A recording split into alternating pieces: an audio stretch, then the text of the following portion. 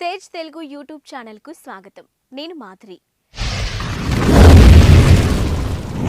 దేశంలో రైతు ఉత్పత్తిదారుల సంస్థల FPOs ఏర్పాటును ప్రోత్సహించడానికి భారత కేంద్ర ప్రభుత్వం అనేక పథకాలు మరియు కార్యక్రమాలను ప్రారంభించింది.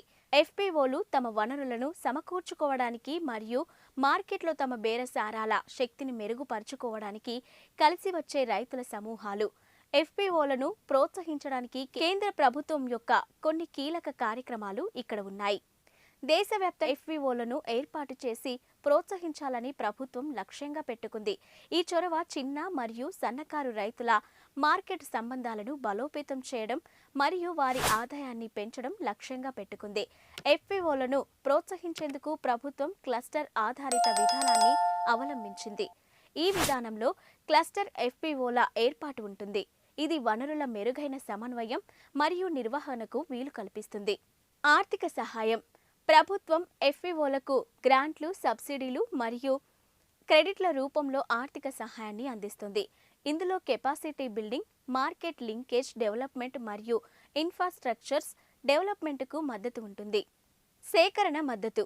ప్రధానమంత్రి అన్నదాత ఆయ్ సంరక్షణ అభియాన్ మరియు నేషనల్ అగ్రికల్చర్ మార్కెట్ వంటి వివిధ పథకాల ద్వారా ప్రభుత్వం FPOలకు సేకరణ మద్దతును అందిస్తుంది. ఈ పథకాలు FPOలు మెరుగైన మార్కెట్లను యాక్సెస్ చేయడానికి మరియు వారి ఉత్పత్తులకు సరసమైన ధరలలో పొందడంలో సహాయపడతాయి. Farmer connect programme. ప్రభుత్వం ఫార్మర్ కనెక్ట్ ప్రోగ్రాంను ప్రారంభించింది.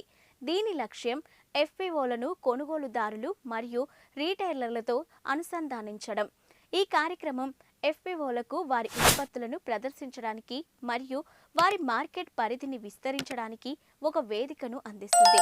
మొత్తం మీద దేశంలో FPOల ఏర్పాటు మరియు వృద్ధిని ప్రోత్సహించడానికి భారత కేంద్ర ప్రభుత్వం అనేక కార్యక్రమాలు చేపడుతుంది.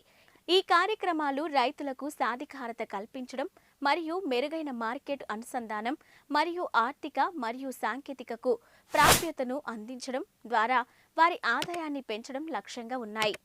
ఈ వీడియో నచ్చితే లైక్ చేసి షేర్ చేయండి. చూస్తూనే ఉండండి సేజ్ తెలుగు యూట్యూబ్ ఛానల్.